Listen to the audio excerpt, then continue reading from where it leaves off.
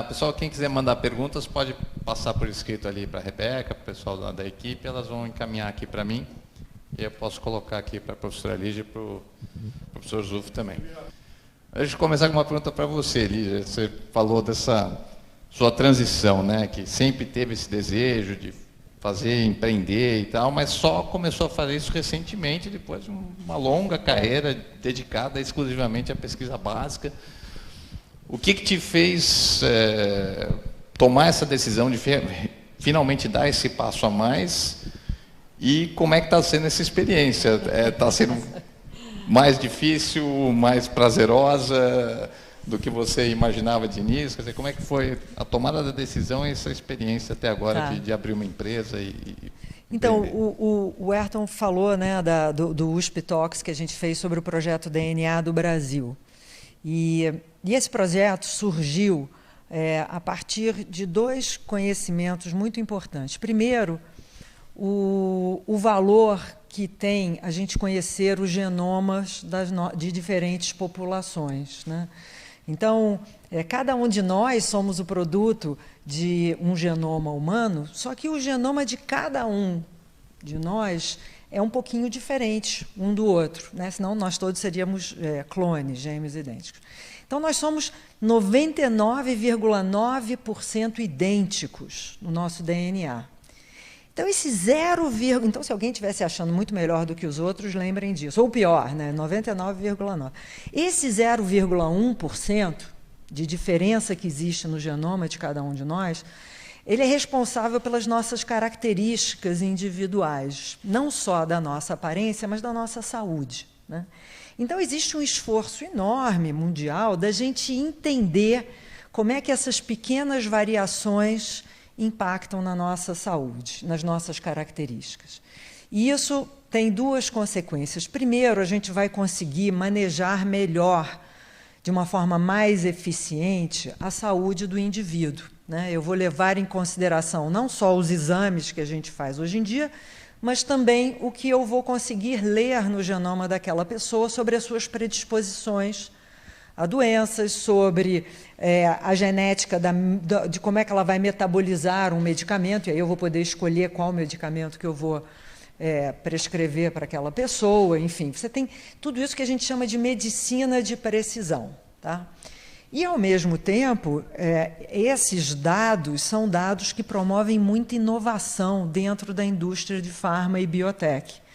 Porque, à medida em que eu entendo quais são os genes que estão envolvidos em diferentes características ou doenças, esses genes e as proteínas que eles codificam viram alvos para o desenvolvimento de novos fármacos, né? Então, esse mundo maravilhoso está acontecendo por causa de um avanço tecnológico incrível, que foi a diminuição do custo do sequenciamento, né? E aí você tem vários países sequenciando centenas de milhares de genomas, né, da sua população. Então, esse é o primeiro conhecimento. E aí, de repente, em 2017, a comunidade científica se dá conta que 80% desses dados e estudos de genomas humanos estão sendo feitos em populações brancas, populações de ancestralidade europeia, né? E isso não representa a distribuição de ancestralidades, né, da população mundial. É natural, porque são países europeus e os Estados Unidos quem fazem mais essas pesquisas, as suas populações são predominantemente, né, de ancestralidade europeia, e é isso.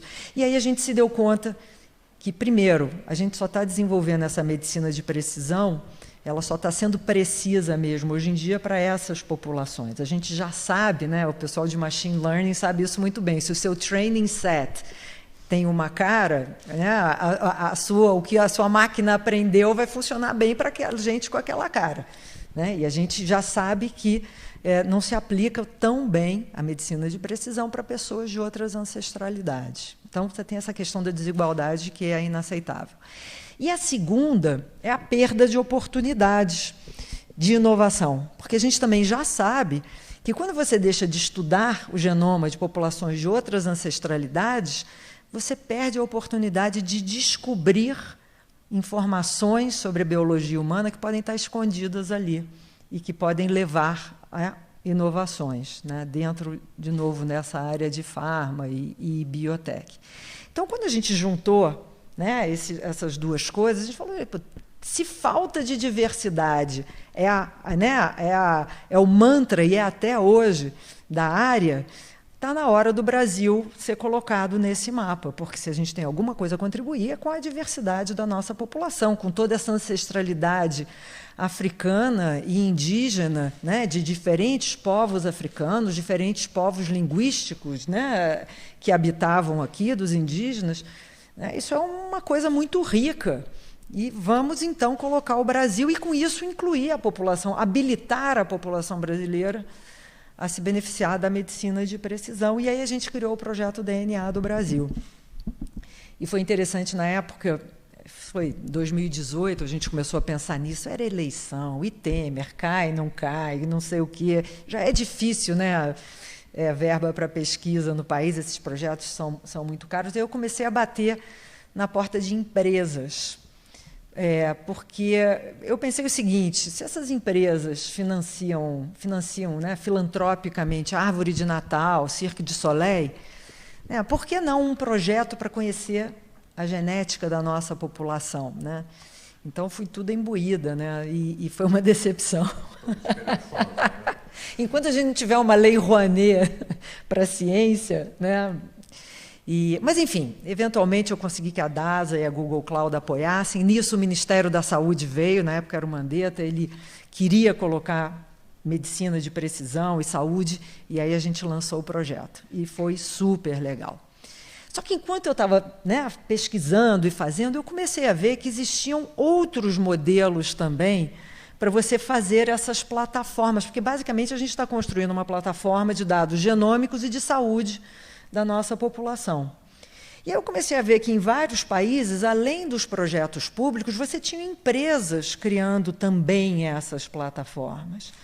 E essas plataformas, dentro da iniciativa privada, elas complementavam as iniciativas públicas, porque você só adicionava dados disponíveis, mas elas tinham uma agilidade maior para gerar inovação. Né? E aí eu fiquei super interessada nisso, nessa agilidade da iniciativa privada. Né? O governo tem méritos incríveis, mas ele anda, às vezes, num ritmo que eu acho que a iniciativa privada pode contribuir com a sua agilidade. Então, a gente criou essa spin-off, que se chama Gente, que é o GEM e a tecnologia, mas, acima de tudo, né, primeiro ela é sobre gente, que está criando também uma plataforma de dados genômicos e de saúde de brasileiros, mas muito focada em fomentar, não só contribuir para a inclusão da nossa população em medicina de precisão, mas focada em inovação, em como é que a gente vai usar esses dados para fazer inovação dentro da área de farma e biotech. Então, a história é essa, aí fui atrás, tinha um PowerPoint que eu achava incrível, muito claro, para investidores, e aí apresentei para o primeiro, o cara não entendeu absolutamente nada, porque era super acadêmico. Enfim, foi um processo super interessante até conseguir os investidores. E aí, agora, eu estou vivendo isso, que é sair da zona de conforto totalmente. É um mundo muito novo, muito diferente, que requer habilidades muito diversas daquelas da gente estar lá na bancada escrevendo o projeto. E, enfim, perco muito sono, mas, ao mesmo tempo, estou super oxigenada, estou fazendo uma coisa nova, estou fazendo uma coisa que eu sempre quis fazer, e agora eu estou vendo como é que é essa realidade, megas desafios, mas muito entusiasmo. Né? Então, você tem essa mistura aí das dores e delícias de estar fazendo uma coisa nova. Muito legal. Jesus, você que já está nessa já há mais tempo que ali, você passou por esse processo também? Quais são as amarras, talvez, que você encontra na academia versus numa iniciativa privada? Como é que você tenta transitar entre esses dois mundos, continuar fazendo ciência, bons projetos e criar, né, gerar tecnologia, enfim, formar alunos que vão ser empreendedores, que vão abrir empresas, levar isso adiante para fora da academia? Como é que é a sua experiência de vida aí estar presente, estar com o pé em todos esses mundos ao mesmo tempo? eu acabei me convencendo que é uma ideia romântica e não necessariamente verdadeira. O que a gente está tentando fazer é inovação baseada em ciência, que são as inovações mais transformadoras e mais profundas na sociedade. São inovações de caráter duradouro, permanente. Nós da área de eletrônica, de semicondutores, a gente nasceu dos hippies americanos, né?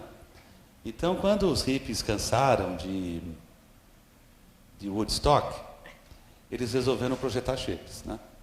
E daí saiu a internet, saiu os microprocessadores. A efervescência intelectual desse período ele é muito interessante. Ela é muito fundamentada em questões filosóficas. Tinha até um movimento chamado Small is Beautiful. Então, o autor que escreveu Small is Beautiful, me falhou o nome agora, ele falava o seguinte: o que a gente realmente espera dos cientistas e dos engenheiros? Eu devo dizer 3 coisas: produtos e serviços que levem ao bem-estar da humanidade, que garantam uma relação harmoniosa com a natureza e que sejam permanentes. Se alguma dessas 3 premissas forem violadas, as coisas vão dar errado. A gente que faz engenharia, a gente pensa mais no que pode dar errado na engenharia do que pode dar certo. Por isso que todo engenheiro é um pouco ranzinza e meio... Né, Raul? A gente é meio mal-humorado, né? Porque quando a gente constrói o prédio, a gente fica imaginando se o prédio cai. Se a gente solta o foguete, se o foguete vai explodir. Se a gente projeta ventilador, você vai morrer paciente. É o que a gente chama de premissa de pior caso, né? Agora, a gente está tendo muito progresso na inovação na universidade. E inovação tem a ver com diversidade. A gente acha que na universidade pública a gente tem que fazer inovação aberta. E a inovação aberta, ontem, por exemplo, nós fizemos o 2º ano, celebramos o 2º ano no nosso Centro de Inteligência Artificial. E a gente falou muito, Lígia, das plataformas abertas. Eu sou um engenheiro que acredita que em 10 anos e daqui 50 anos, tudo vai ser open na sociedade. Eu sou um militante do open software, do open hardware, do open genomics. E na sociedade do conhecimento, a sociedade brasileira está muito atrasada nisso. Eu acho que a sociedade brasileira entrou um pouco torta na sociedade do conhecimento. Nós temos indiciocrasias gravíssimas em relação a como a sociedade brasileira lida com a sociedade do conhecimento. Herança de aspectos que são fundamentalmente originários na formação na nação brasileira 500 anos atrás. Não é por menos que o Brasil foi o último país que aboliu a escravatura por causa do Centrão, que está aí até hoje. Anti-ciência, gente. Anti-ciência. Anti-empreendedorismo. Não é por menos que os nossos anti-heróis não são celebrados. Mauá, que tentou fazer a industrialização no Brasil e é um anti-herói, né? Vocês não sabem, mas a Escola Politécnica, Paula Souza combateu 16 anos o lobby do agronegócio, que era contra ter uma escola de engenharia no estado de São Paulo. O agronegócio achava que a gente só tinha que ter aquele modelo agrícola e trouxeram os europeus para serem uma segunda legião de escravos. Era essa a situação. Há exatamente 100 anos aqui atrás do Brasil. Eu não sei se vocês sabem, nós tivemos um constrangimento enorme. Ele teve uma boa ideia, a gente resolveu digitalizar os cartórios aqui de São Paulo. Sabe qual que eram os contratos que tinham há 100 anos atrás? Compra e venda de escravos. E aí o pessoal achou uma boa ideia não publicar isso, porque... E aí esqueceram a ideia. Então, o Brasil, ele tem um problema com a inovação associado ao seu passado. Gravíssimo. Gravíssimo. E a relação com ciência tem a ver com isso também. Enquanto a gente não resolver, acho que no banco dos analistas, dos psicólogos, essa situação, o Brasil vai continuar sangrando no que diz respeito a tentar levar a ciência que a Lígia faz, eu faço, o Raul faz, e os outros professores da USP para a sociedade. Porque, na essência, tem o que eu... Acho que isso a gente aprendeu, né, junto, Raul? Os blockers, né? Eu não sei se vocês sabem, quando eu e o Raul fizemos o ventilador, a Procuradoria da USP nos procurou e falou, professores, vocês só podem ser presos, né? Porque não pode inovar em ventilador. Projetar e fabricar ventilador no Brasil, como vocês estão fazendo, é ilegal, é crime, inafiançável 2 anos. Aí eu lembro até hoje, Raul, onde que eu assino um habeas corpus? Né? Para valer. Sim, não estou brincando, é para valer, né? Teve um momento que os cartéis apareceram, né? E falaram, tem 2 malucos aí na USP fazendo ventilador por $1.000, sendo que o ventilador custava R$400 mil, né? Então, a inovação, para valer, ela não é tão romântica quanto vocês imaginam, não. E a boa notícia é que houve essa revelação para você, Lígia, mas a má notícia é que vai ficar pior. Mas aí surge essa revelação e essa força da gente acreditar que a gente pode mudar a sociedade. E aí, dane-se a universidade, dane-se a burocracia, dane-se os corporativistas. E eu digo o seguinte, eu acho que você está vivendo isso, Lígia, porque eu vejo uma felicidade indescritível em você, traz uma compensação, e aí a gente percebe que a gente não é nada nessa vida. A existência humana, ela é muito curta. E aí a gente percebe um outro aspecto da inovação, que é o propósito. Uma professora que estudou 35 anos genômica, o Raul que estudou 35 anos ventiladores, eu que faço chips, a gente chega à conclusão que tem vários bloqueios para a gente levar essa coisa para a sociedade. E aí, num certo instante, dane-se o nosso conforto, né, Lígia? E vamos em frente, e vamos fazer. Esse é o movimento que a Universidade de São Paulo está passando hoje. Ontem, por exemplo, foi divertidíssimo no Centro de Inteligência Artificial, né? A frase mais legal, eu liguei à noite para o Raul para falar, foi o seguinte, gerenciar a inovação na USP, viu, Suzana? É como você ser um pastor de um rebanho de gatos. Né? Porque na Universidade de São Paulo, eu me orgulho muito de ser professor lá, nós criamos um espaço absolutamente esplendoroso de pensamento. A questão é que o pensamento está trancado lá dentro, gente. E a gente precisa levar esse pensamento para a sociedade sob todas as formas. E o primeiro passo para isso é fazer o que a Lígia fez e eu fiz, o Raul fez, sair daquela postura de titular, ferradão, melhor do mundo.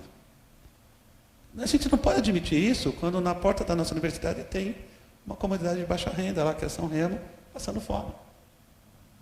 Esse é o propósito, essa é a revelação, esse é o mindset que muda. Só para acabar, Lígia, eu não queria monopolizar tanto tempo, mas uma bióloga, uma engenheira genética e um engenheiro de sistemas, né? Estamos falando de inteligência artificial aqui. A Lígia falou uma coisa muito importante. 99,9% da nossa genética é igual. O que faz a diferença é o 0,1%. Você sabia que isso é a mesma coisa num computador, Lígia? Isso daqui a gente chama em computação de princípio da localidade. 0,1% do código que roda no computador é responsável por 99,9% da sua inteligência. Depois a gente vai discutir um pouco mais isso. Está ficando deep aqui a discussão, muito interessante. Deixa eu aproveitar e engatar, Azul, você mencionou essa questão da social, né? A gente falando em tecnologias de ponta, e tal, mas ao mesmo tempo, na porta da própria universidade, a gente tem uma comunidade de baixa renda, enfim, quando a gente fala em inovação tecnológica e devolver para a sociedade, um retorno para a sociedade brasileira é uma sociedade marcada por desigualdades sociais imensas, né? Esse é um dos nossos grandes, se não o maior desafio como país. E aí tem uma pergunta de uma pessoa aqui da plateia que pergunta justamente como é que a inovação, sobretudo realizada a partir dentro da universidade pública, pode contribuir para a superação das desigualdades sociais, seja na engenharia, seja na biologia, né? Então, como é que vocês enxergam isso, talvez sendo professores de uma universidade pública que tem isso como uma premissa básica da sua atuação, de escolher projetos e ter isso em mente, né? Mesmo que seja algo de altíssima tecnologia, altamente inovador, que você também dá uma contribuição para essas coisas problemas mais elementares, né, que o Brasil tem, de desigualdade social, por exemplo. Como é que a gente pode incorporar isso, né, no processo de inovação? Esse problema é de uma dimensão que até me assustou. É fácil. Essa resposta não é difícil, é fácil. Existe o lado transformador, o lado proposital, de propósito, e isso é uma força incontrolável. Se alguém tentar, por exemplo, pegar uma professora como a Lígia, ou como o Raul eu sei que é faixa preta de arte marcial, e falar assim, Lígia, você vai parar o que você está fazendo isso agora, você vai tomar uma sova deles. Eles vão vir para cima de você, eles vão fazer, querendo ou não. Então, a inovação tem esse aspecto. Ela é uma força indescritível, incontrolável, mas o fato é que a inovação não é uma professora talentosa, um sequenciador genômico e vamos que vamos. A teoria da inovação, essa teoria, ela surge principalmente no pós-guerra.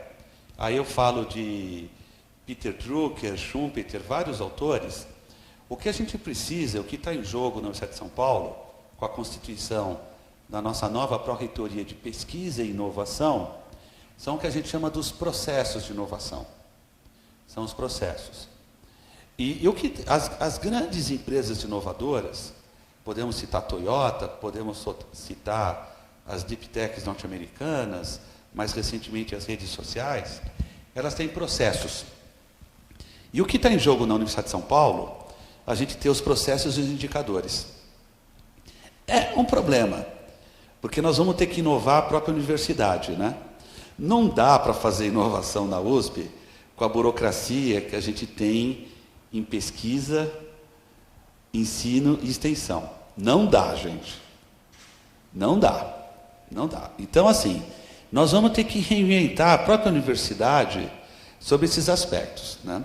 E a gente não pode lembrar que o grande autor que fala sobre burocracia, me fugiu o nome agora, ele fala: a burocracia é resultado do corporativismo de uma corporação humana.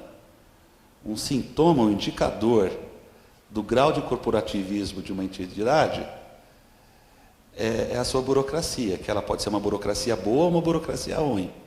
Nós aqui, alunos, professores da universidade, quantas vezes nós vemos burocracia do mal na universidade? Fala, o que é isso? Ele quer que eu perca mais tempo preenchendo o formulário e escrevendo um paper, né? E essa é uma questão que é colocada muito clara para o time de inovação, aí liderado pelo professor Raul. Ou seja, como a gente vai implantar na Universidade de São Paulo processos de inovação suficientemente flexíveis.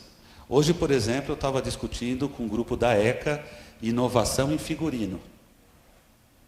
Um professor da disciplina de figurinismo, de roupas e tal, de como a gente podia ter uma ação com indicadores, criar um processo de inovação, porque inovação é impacto, inovação é transformação, percepção e impacto. Podemos ter uma consequência boa que ganhar muito dinheiro com isso, o que é absolutamente normal e não tem problema nenhum, né? Nas universidades mais públicas dos Estados Unidos, a Universidade de Berkeley, que é uma universidade estadual, top 3 do mundo, tem um estacionamento só para os prêmios Nobel lá. O professor outro dia falou, Foi antes dos 40 que você ganhou os primeiros 100 milhões de dólares? Né? Que esse é o jogo da inovação também, né? Mas não como uma atividade em fim, em si mesmo, como uma consequência de uma grande coisa que você fez para a sociedade, né? E aí o que está em jogo na universidade são vários aspectos. Primeiro, agora que a inovação é um dos 4 objetivos da universidade, assim como o ensino, a pesquisa, a extensão, temos a inovação. Primeiro, a sociedade aceitar que a universidade faz inovação para valer. Outro dia eu tive uma reunião com a Secretaria Estadual de Desenvolvimento, eles ficaram absolutamente tontos, né? Quando eu falei, vocês têm que aceitar que agora a USP vai fazer inovação. O segundo aspecto é nós mesmos na USP aceitarmos. E vermos isso, Lígia, você não sabe a tragédia que está tendo na universidade achando que você vai e nunca mais volta. Não, ela vai e volta, isso é normal. Isso vai ser absolutamente normal. E o terceiro aspecto é a gente criar espaços e processos de inovação que há. Antes de mais nada, é a grande pergunta que o professor Raul faz, é qual que é o impacto que essa inovação tem na sociedade.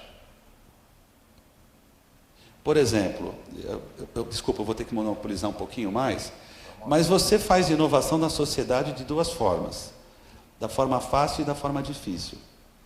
A gente faz inovação fácil quando a sociedade está com uma grande ameaça.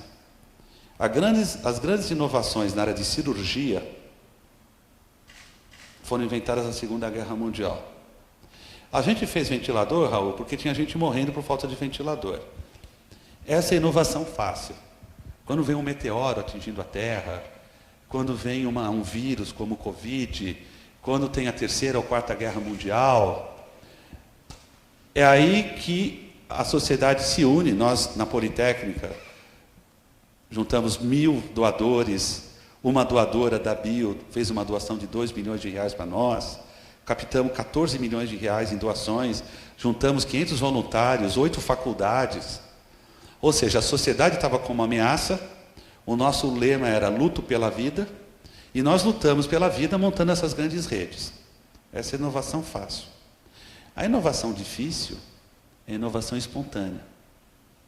Não tem ameaça aqui, gente. Não tem meteoro caindo, mas a gente quer inovar em genômica, a gente quer inovar em chip, a gente quer inovar em quântica. Essa é a inovação mais trabalhosa, porque ela depende de uma única coisa, que é a vontade de vocês todos e nós. A Lígia não vai conseguir fazer sozinha, ela precisa de dinheiro, ela precisa de laboratório, ela precisa de uma burocracia que trabalhe a favor dela e não contra ela. E essa inovação é o que a gente chama de estado civilizatório de uma sociedade. Infelizmente, esse consenso ele é muito frágil, muito pequeno. Deus queira que a gente consiga, com muito profissionalismo, com muito trabalho, criar essa condição, esse espaço na Universidade de São Paulo e nas universidades brasileiras. Então, Lígia, pegando o gancho nisso, fala um pouco mais dessa muralha da China, né, que você usou essa analogia de você transpor essas grandes barreiras para conseguir inovar e talvez, não sei, você teve que abrir mão de alguma coisa como cientista, tem na universidade, para poder empreender e abrir uma empresa, ou é possível conciliar essas 2 coisas? Como é que... Olha, eu encontrei um caminho, eu não sei se é o melhor caminho, se existem caminhos alternativos. Bati lá, tive uma reunião com o professor Paulo Mizenzweig para contar para ele o que eu estava fazendo e qual tinha sido o caminho que eu tinha descoberto como bom, que foi esse da mudança temporária de regime de trabalho. E, enfim, eu não sei agora... por exemplo, isso tem que passar pelo conselho de departamento, né? Então, o conselho de departamento, dependendo da estrutura e da ideologia daquele conselho, eles podem dizer, não, ela está querendo ficar rica, não concordamos, e o negócio não vai para frente. Né? Então, a gente tem essas instâncias, assim, aí por isso que eu estava falando dessa coisa da ideologia, né, que o professor estava falando. A gente tem esse ranço, essa ideologia vai querer, vai bater asa, vai querer ficar importante, vai querer não sei o quê, que é muito difícil, né? Então, a gente precisa fazer um trabalho de cultura mesmo, e a inserção do I, né, na pró-reitoria de pesquisa foi sensacional nesse sentido, né? Uma sinalização de que, nós queremos fazer isso. E aí, como eu falei, né, essa muralha da China vem sendo derrubada com esses indicadores. FAPESP vira e cria um PIP, e o PIT, eu não sei o quê, né? E isso são cenouras dizendo para a gente, olha, nós queremos que vocês façam isso, né? E que agora a USP está fazendo, botando, né, a inovação junto com pesquisa. Nós queremos. Isso agora é uma missão da gente. Oficial, está muito nome, claro, né? É oficial. Né? Então, eu acho que eu dei esse passo num momento muito feliz aqui desses furos nessa muralha. Né? Para quem não é da USP, só explicar rapidinho, tem a pró-reitoria de pesquisa, né, que já existe há muito tempo, e aí esse ano o nome dela cresceu para incorporar a pró-reitoria de pesquisa e inovação. Né? Então, uma forma de oficializar de que a inovação é uma coisa bem-vinda e é um objetivo também dentro da universidade. E a gente está falando muito de USP aqui, mas nós temos aí mais de 60 universidades públicas federais no Brasil, né, são as instituições que juntas, estaduais e federais, produzem, se fala em 95%, né, da forma geral, da ciência no Brasil. E esses entraves burocráticos, essa questão cultural, que não tem um pé atrás com inovação, com empreendedorismo, isso não é particular da USP, né? Imagino que isso existe nas outras universidades, então é um problema nacional mesmo. Só para dizer aqui que não é algo particular da USP, né? Que essa burocracia existe e até os marcos legais. Inclusive, a lei já permite fazer muita coisa há muitos anos que a gente ainda não consegue implementar, né? Exato. Não sei, poder falar um pouquinho sobre isso também, Zuf, que precisa mudar a lei ainda, ou é só uma questão mais de implementar e aceitar o que a lei está permitindo que seja feito, né? Como eu falei para vocês, tem algumas palavras como inovação e criatividade, em que você tem que buscar o equilíbrio entre a liberdade e o processo.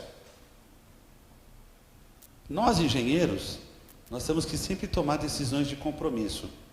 Então, a gente entende muito bem. E existem fronteiras.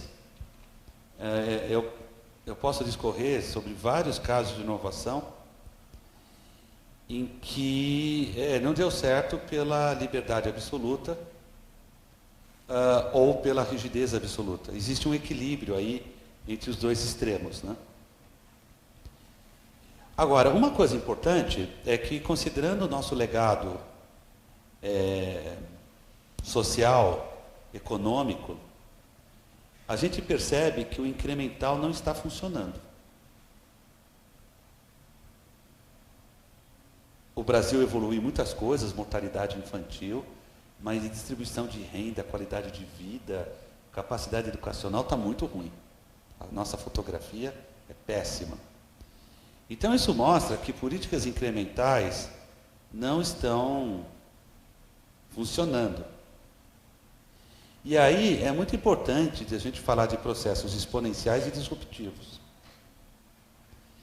Eu brinco com o Raul, antes que a burocracia me coloque a coleira, eu acho que eu tenho tempo para fazer alguma coisa.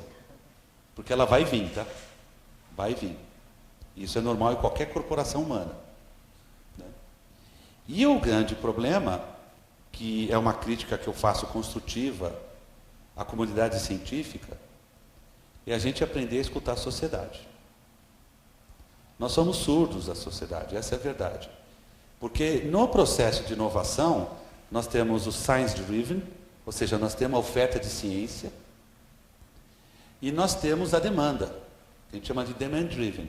E no meio do caminho, existem aquelas perguntas fundamentais de ciência, não é por menos que 2 prêmios Nobel esse ano são absolutamente inovadores, o dos fenômenos químicos Click e da Quantum, ou seja, são 2 sinais que diz o seguinte: cientistas, pesquisem mais a engenharia química a partir de processos fundamentais químicos, para a gente poder sintetizar moléculas, proteínas, qualquer outra coisa.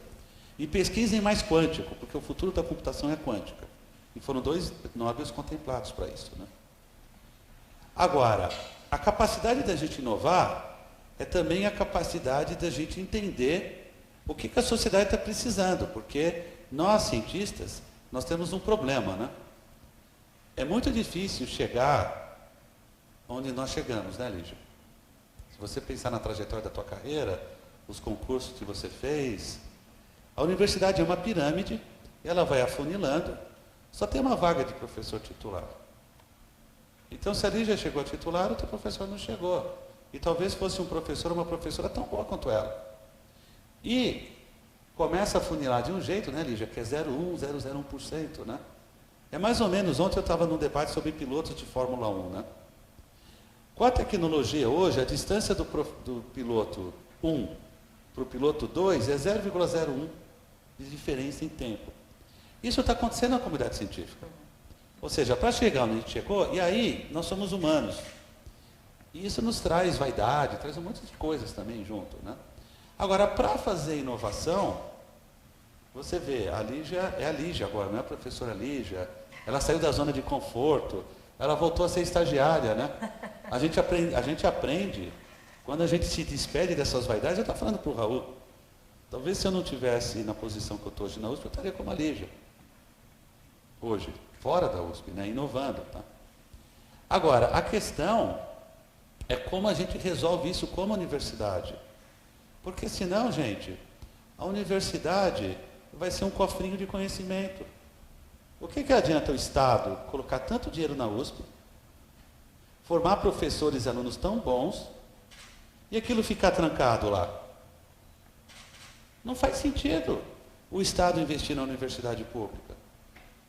Mas ao publicar o conhecimento que é produzido, você não está saindo dessa bolha? É uma fase, é um estágio super importante no processo de inovação.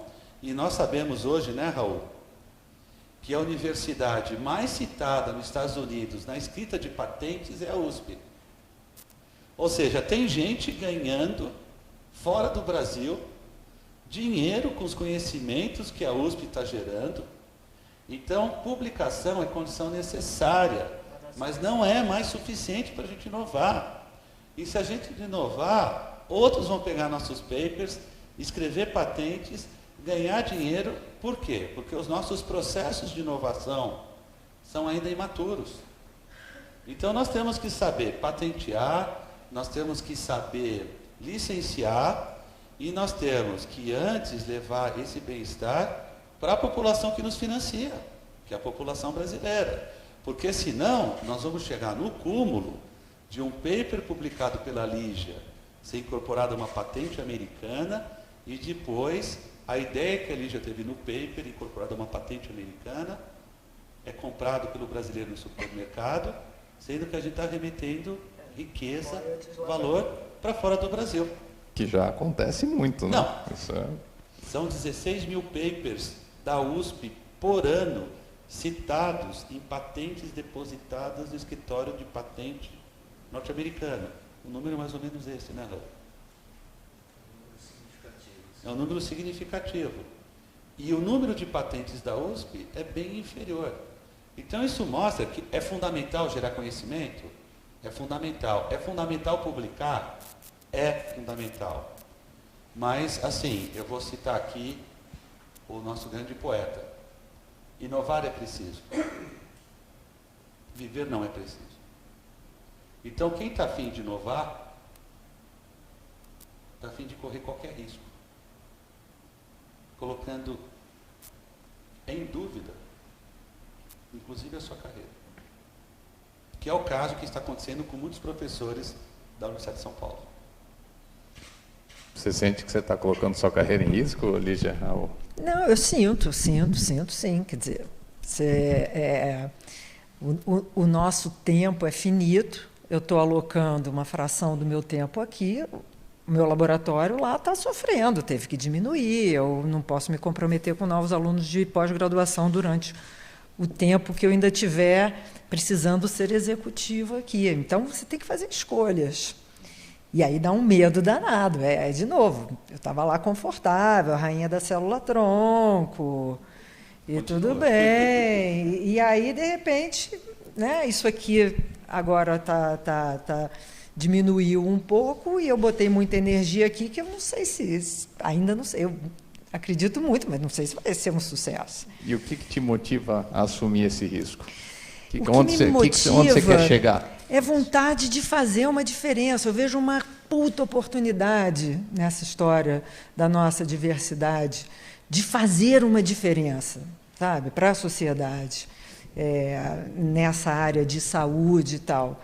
E não está conseguindo fazer isso dentro da universidade.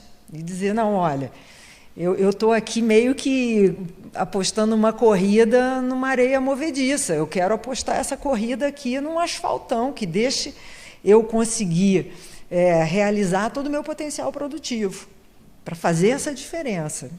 E é uma diferença que tem como consequência, né, uma geração de valor. E aí isso permite você fazer isso dentro da iniciativa privada. A gente pode fazer diferenças de várias formas. Essa diferença ela pode ser traduzida num valor que tornou possível trazer investidores e tal para fazer isso. E aí isso está me permitindo agora fazer essa corrida num asfalto. Agora, se eu vou correr bem nesse asfalto, agora eu estou sendo posto em teste. Eu não vou poder mais ficar lá dizendo, eu ia fazer e acontecer, mas tem a areia movediça, mas a importação demora 6 meses, mas o reagente chega não sei o quê. Agora eu não tenho mais essa desculpa. Né? Então, eu me coloco aí fora da zona de conforto. Que são desculpas verdadeiras. São desculpas verdadeiras, Uhum, são. Uhum. Né? E é muito frustrante, né? essas areias movediças lá, dessa coisa, mas, enfim. Tem vamos dizer, um modelo muito simplista de como a coisa deveria funcionar, de que a universidade produz o conhecimento e aí a indústria, o setor privado, pega esse conhecimento que está publicado e o setor privado vai inovar. Quer dizer, você não precisaria sair do seu cargo de dedicação exclusiva, de professora, para inovar. Então, isso é um papo para alguém ganhar dinheiro em cima da universidade. Uhum. Isso está altamente sistematizado na literatura. As próprias universidades americanas sofreram esse ataque na década de 90. Elas estavam com uma crise de insolvência, elas estavam numa crise de financiamento. E aí o setor privado norte-americano queria literalmente pegar o conhecimento da universidade como caqui em árvore. Né? Também não é assim. Né? E por isso que eu insisto muito nos processos de inovação. E algumas pessoas estão me achando um pouco, vamos dizer, ousado demais. No limite, mesmo colegas meus da área de inovação na USP me chamaram de louco. Eu estou seguindo um processo. Se vocês pegarem o último artigo de inovação na Harvard Business Review, que é uma revista prestigiosa na área de economia e inovação, teoria da inovação, eles falam de alguns postulados. O que seriam instituições inovadoras? Instituições com altíssima diversidade. E você está pesquisando isso na tua genômica. Instituições, o termo que eles usam é brutalmente francas. E vocês me desculpem se eu estou até ofendendo alguém na minha brutalidade franca. Temos que ser assim para sermos inovadores. Nós temos que demolir a burocracia da USP, nós temos que demolir o corporativismo, e não como isso fosse uma coisa só da universidade, mas é uma coisa de toda grande corporação humana que precisa sair da zona de conforto. E nós temos que ser também totalmente tolerantes ao risco e à falha e intolerantes à incompetência. Né? Se a gente consegue ter esses postulados dentro de uma convivência harmoniosa e social, e aí todas as pessoas na organização têm que ter a mesma cabeça. Porque senão vai dar briga, tá? Se você não tiver essa cabeça, algumas pessoas vão achar que eu estou sendo ofensivo, que eu estou ofendendo alguém, que eu estou insultando alguém. Não é verdade, eu estou tentando colocar problemas na mesa que, se resolvidos, os riscos para você chegar onde você quer chegar vão ser diminuídos. Perfeito. Gente, nós temos um modelo de USP Talks, que são eventos rápidos, né? A gente já extrapolou um pouquinho o tempo. Então, vou só abrir para considerações finais. Aqui tem algumas perguntas, se você quiser abordá-las aqui, ou talvez na sequência, ao final. Mas perguntas sobre se existe produção de microprocessadores no Brasil, né? E aí a gente pode falar se não existe ou existe muito pouco, o que precisaria ser feito para mudar isso. Mensagem aqui de parabéns, nos orgulhamos muito de vocês. E questão social, sugestões para alunos, né, estudantes que queiram percorrer esse caminho de trabalhar também com inovação dentro da universidade. Então, 2 minutinhos, aí vocês abordam o que acharem mais relevante, por favor. Não, eu só queria, enfim, voltar, quer dizer, o que me move a fazer alguma diferença, é ter algum impacto na sociedade dentro da área que eu escolhi, que é essa área de ciências biológicas aplicadas à saúde humana.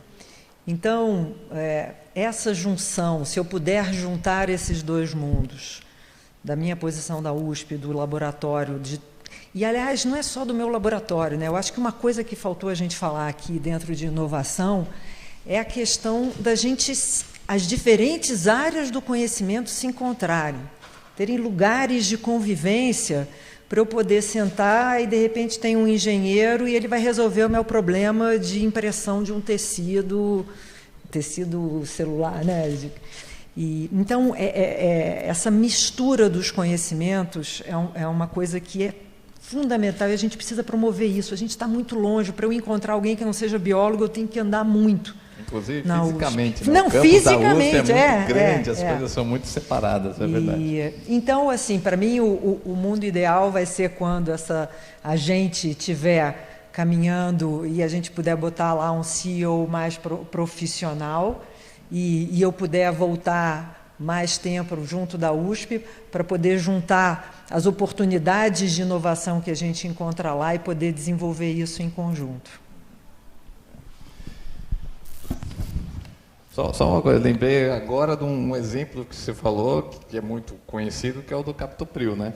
Que é sempre colocado até como um exemplo de biopirataria, que alguém veio aqui, roubou o veneno da jararaca e criou um medicamento antihipertensivo, quando não, a pesquisa foi feita aqui, foi publicada, mas nenhuma empresa, indústria se interessou em desenvolver um medicamento em cima daquilo, e isso foi feito, né, fora do país, e hoje a gente compra o Captopril, enfim, um exemplo famoso aí desse processo que você mencionou. Nós temos que quebrar essas cadeias, né? Bem, fizeram uma pergunta específica de microprocessadores. O anúncio vai ser feito dia 1º de novembro. Nós estamos respeitando o calendário internacional, porque é um anúncio global, tá? Que a USP vai fazer. Aí nós temos que aguardar em função do impacto que vai gerar na indústria, né? Jornalistas, anotem a data, então. 1º de novembro, vem aí. A partir de 1º de novembro. Tá, maravilha. Gente, muito obrigado pela presença de todos. Quem vai nos assistir, né? A gravação desse evento vai ser colocada nos nossos canais do YouTube. E se você gostou, por favor, compartilhe para que esse conhecimento, esse debate, chegue ao maior número de pessoas possível, tá bom? Então, obrigado, gente. Até o próximo USP Talks, que vai ser em 2023. Né? Então, até lá. Um grande abraço.